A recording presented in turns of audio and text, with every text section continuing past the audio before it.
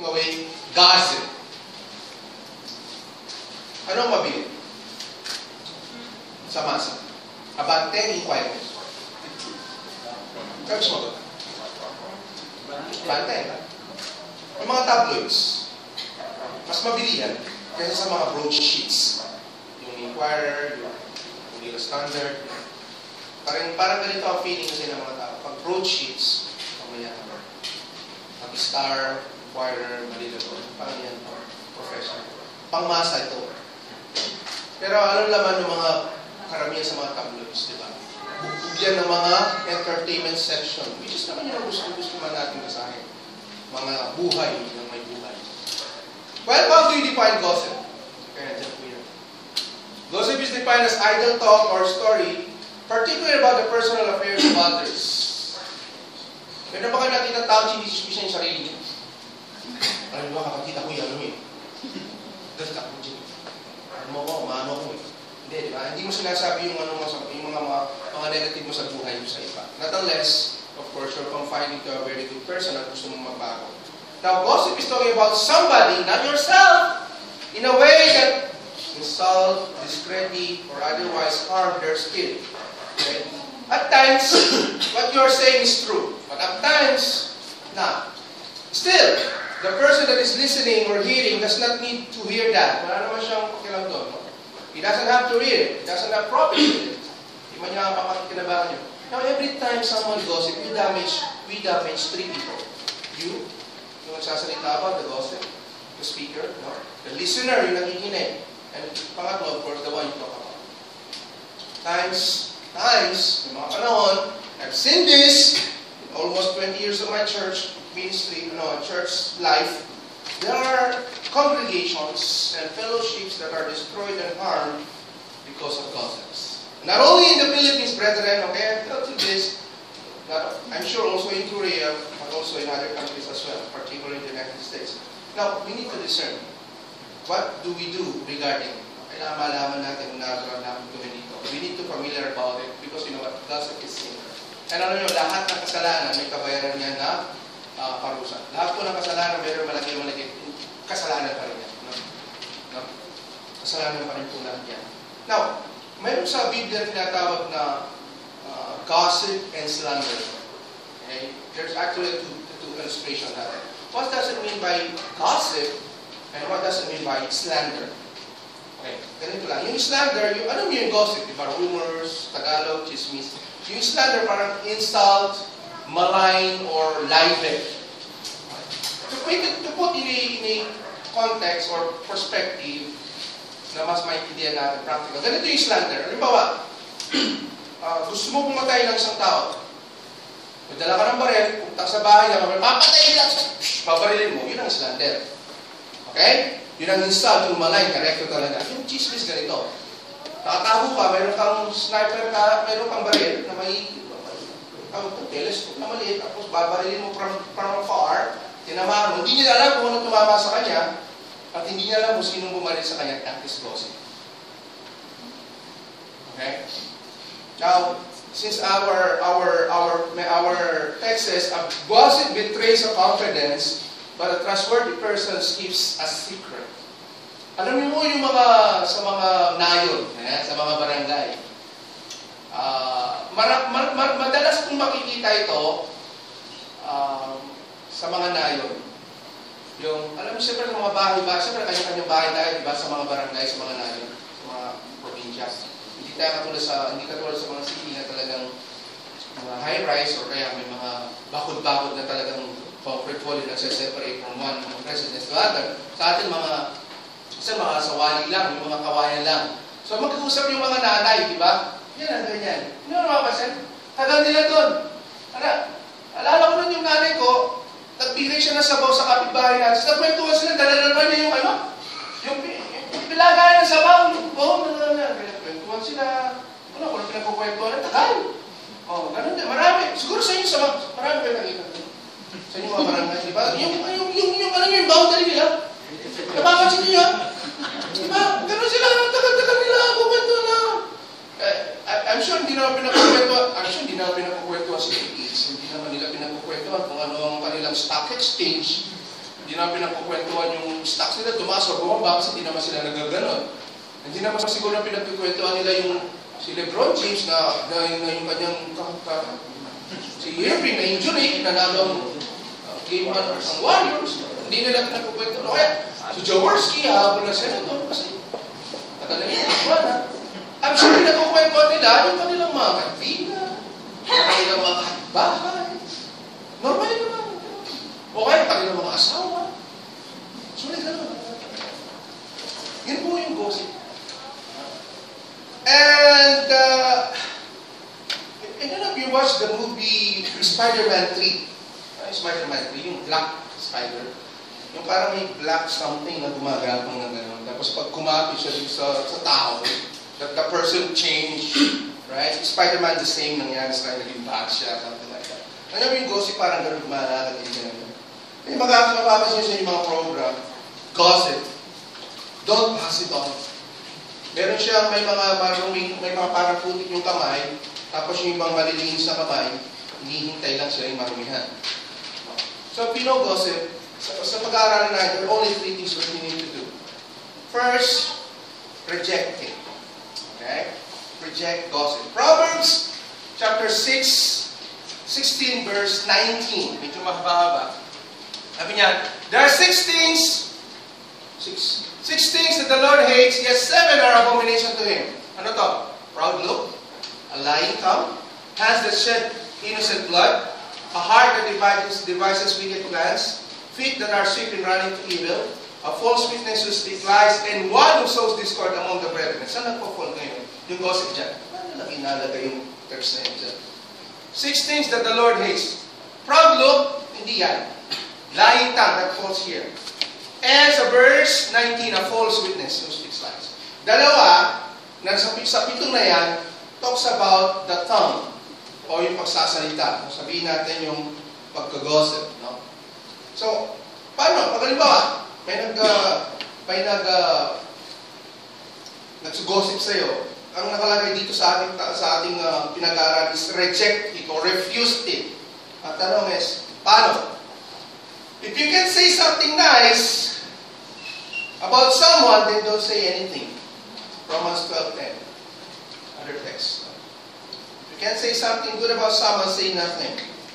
Narinig nyo yung sabi yan, the less talk ba? Less mistake. No talk, mute. No talk, PPO. No talk, no mistake, something like that.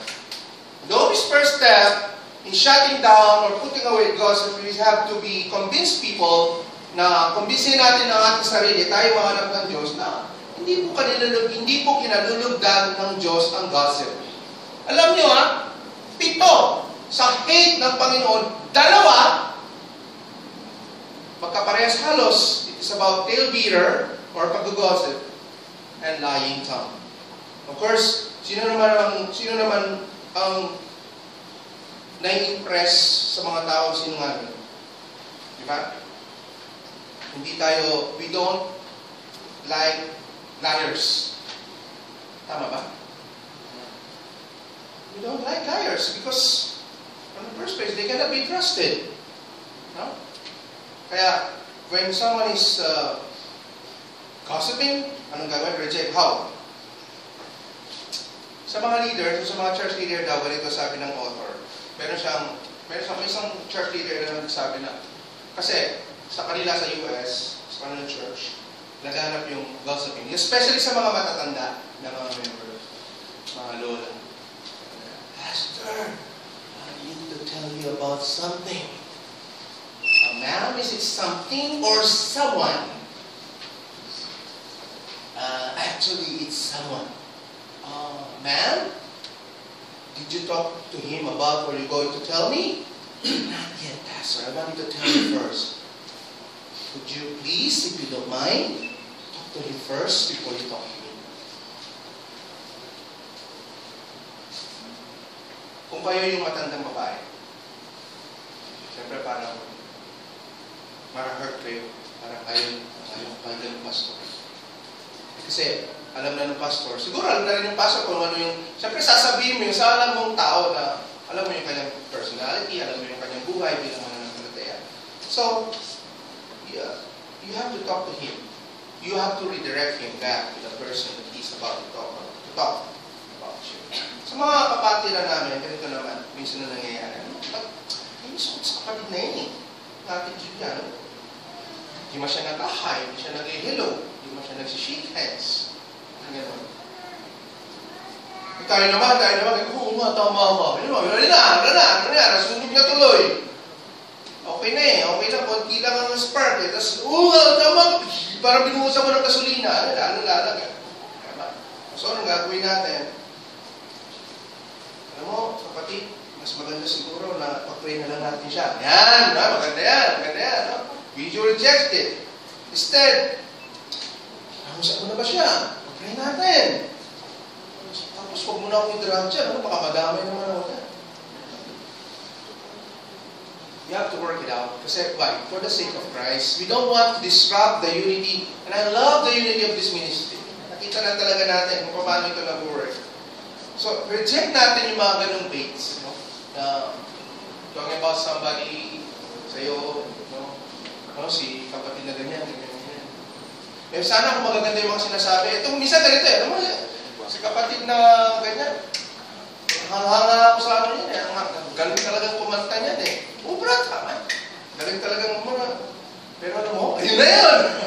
Uumpisan talaga sa ano eh. Maganda talaga eh. Maganda talaga yung sasabihin.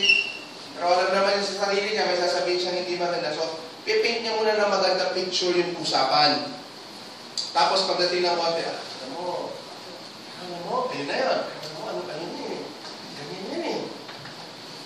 Yun na. Chismis daw ngayon. You don't have the business of knowing that thing, right? So, if you are, if you use God's wisdom, yung sasabi, sandali, parang lumabas na. Just say to that person, sister or brother,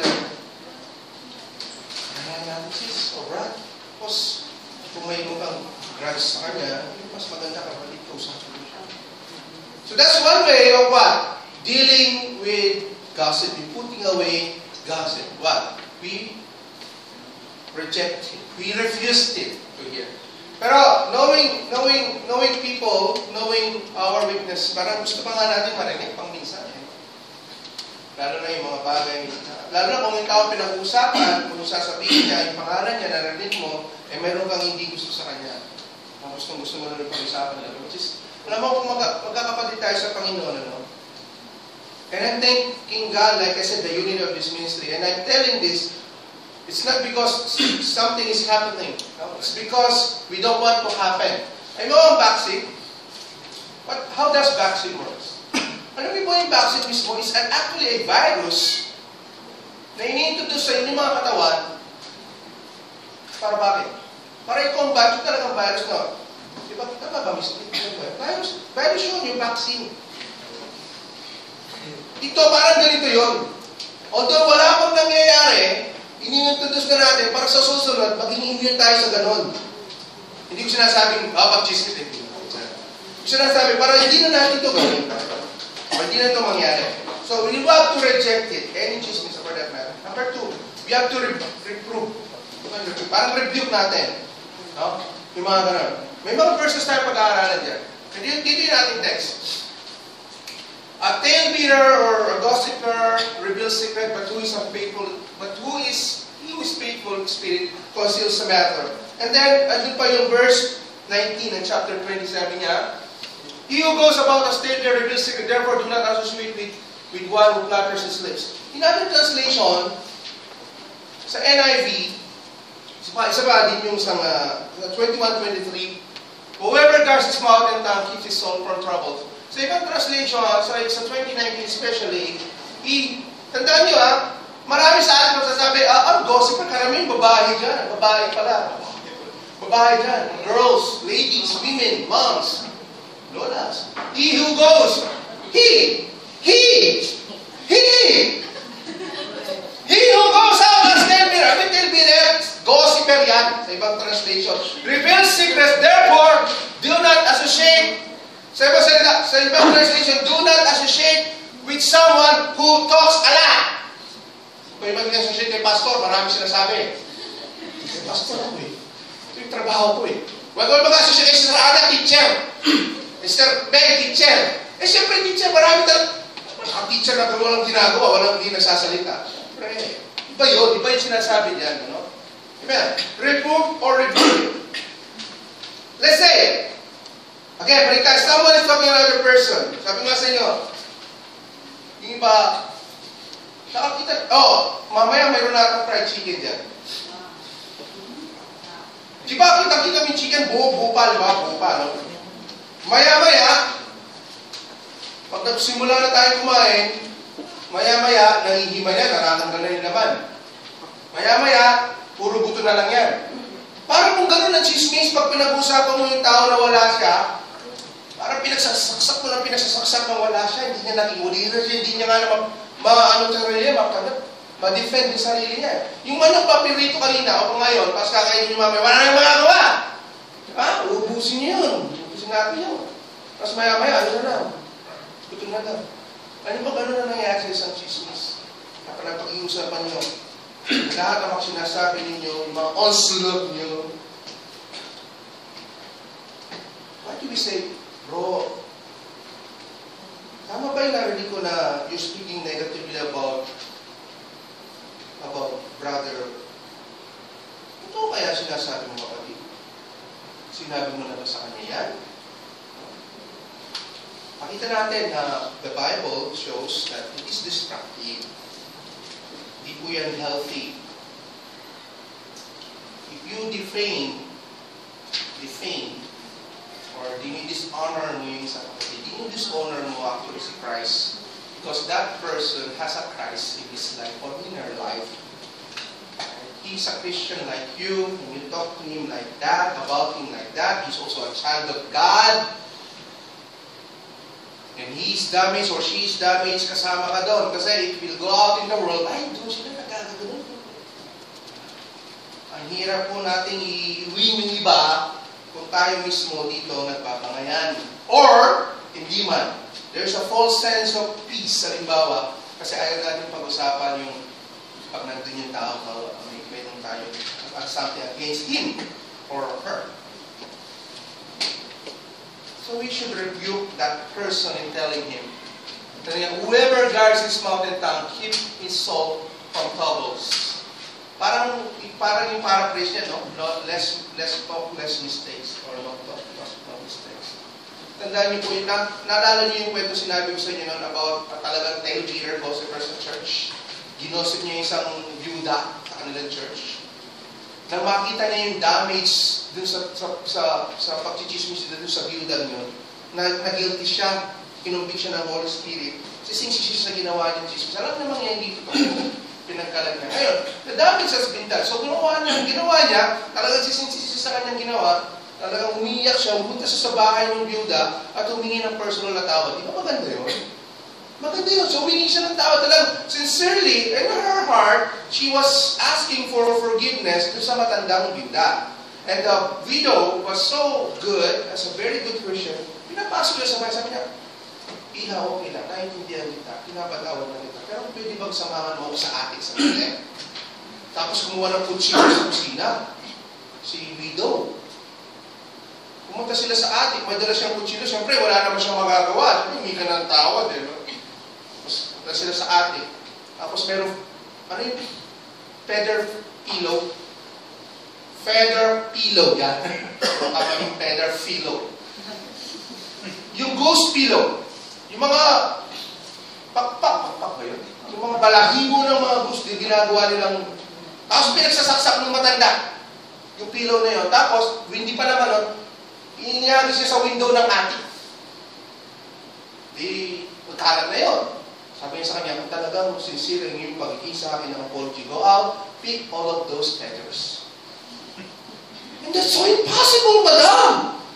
I cannot pick them up. They're all gone. It's so windy today. That's right. Exactly. Ganyan ang ginawa mo sa akin. Lumabas na sa bibig mo. Hindi mo na may babalik. Hindi mo matanda. Ganyan ang ginawa mo sa akin.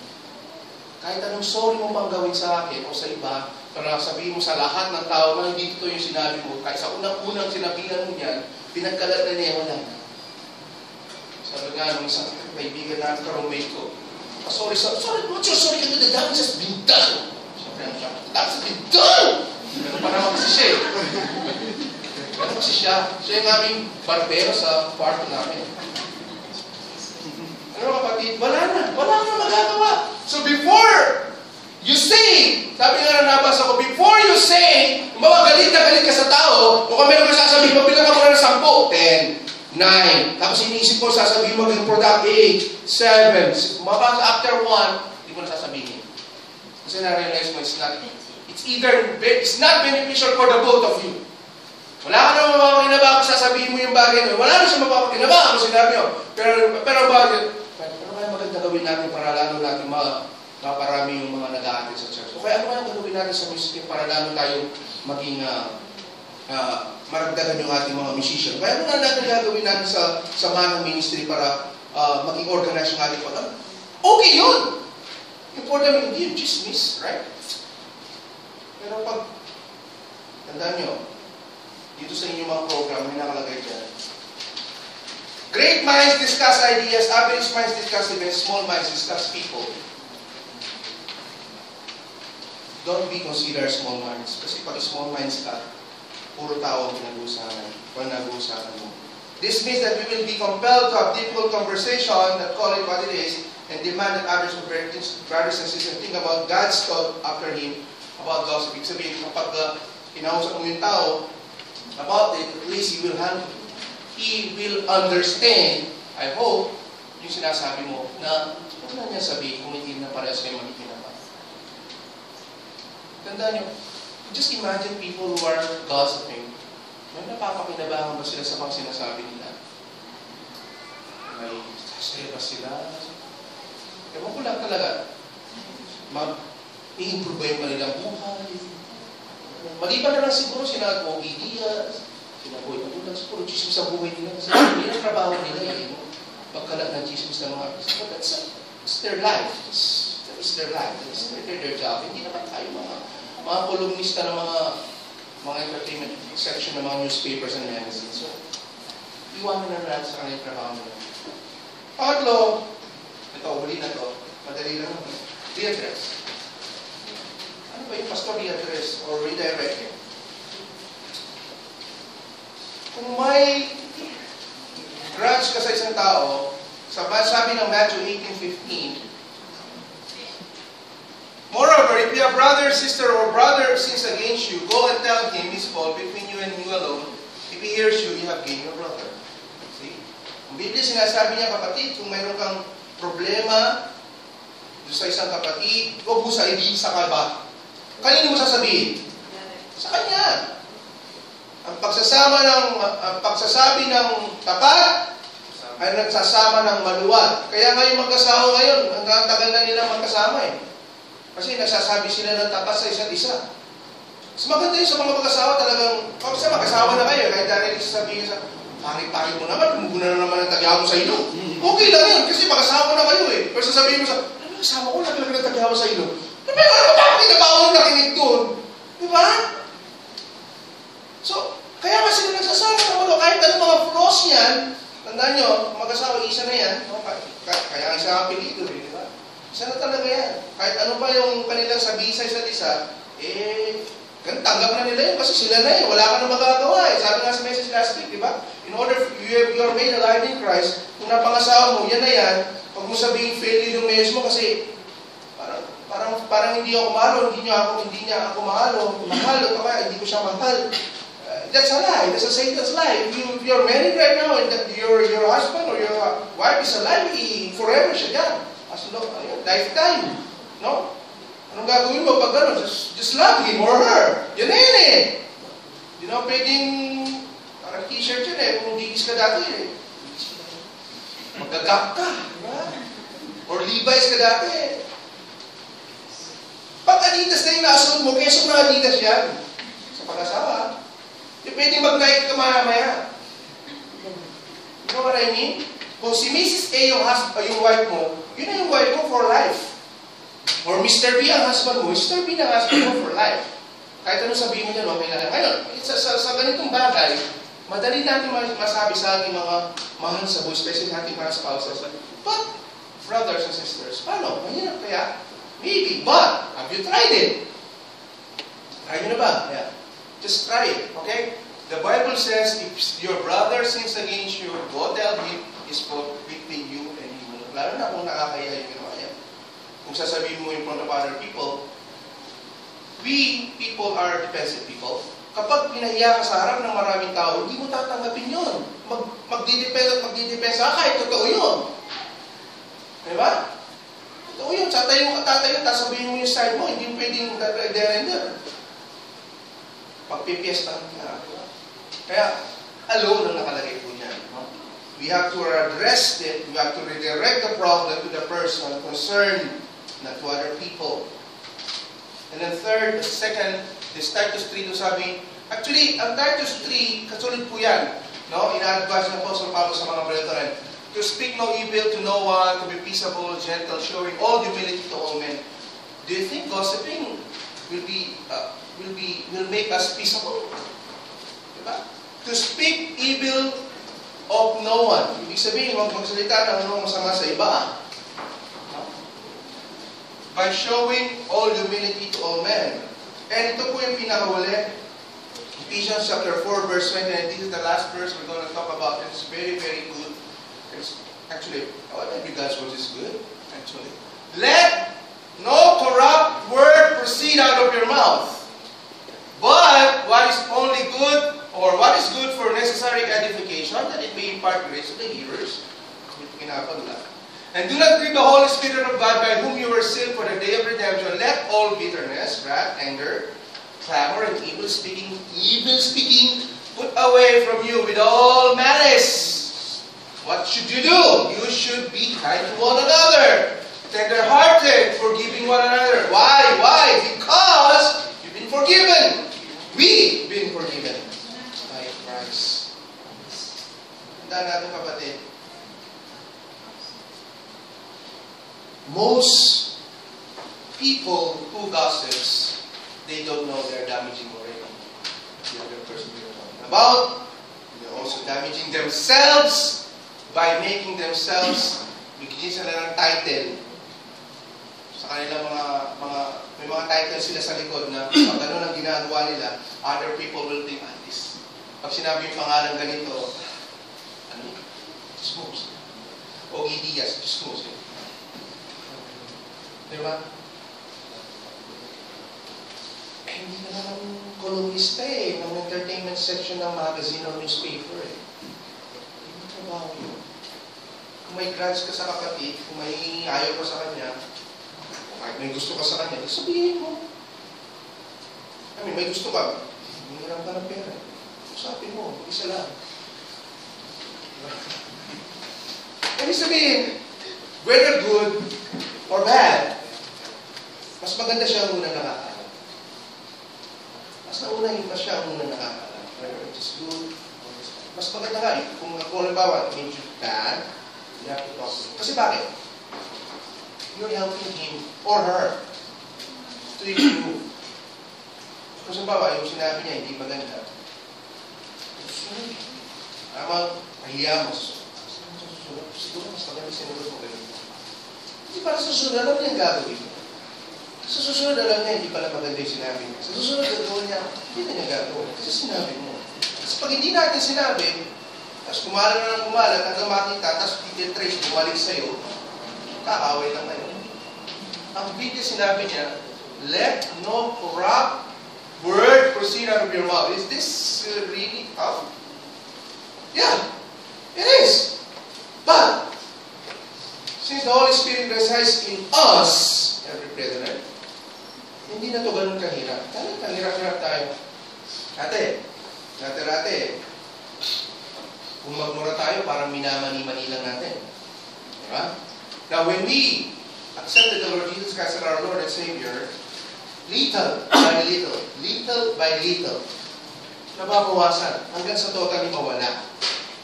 In exchange with those words, our words of encouragement, words of wisdom, na pwede natin ilabas mula sa ating mga bibig, para sa kay edify, yung magiging matatag ng tao makikinig. And let all bitterness, wrath, and anger, clamor being put away. Yung ating misali ba, putting away gossip, bitterness. May bitter ka ba kayo sa akin? Bitter ba kayo sa akin? Sabihin nyo privately. Okay, PM nyo. Private yun. Wrath, anger, clamor, evil speaking, be put away. Why? Because you are already forgiven. You are already Christ-like. You already a believer in Christ. The old things have passed away. Behold, they all become new.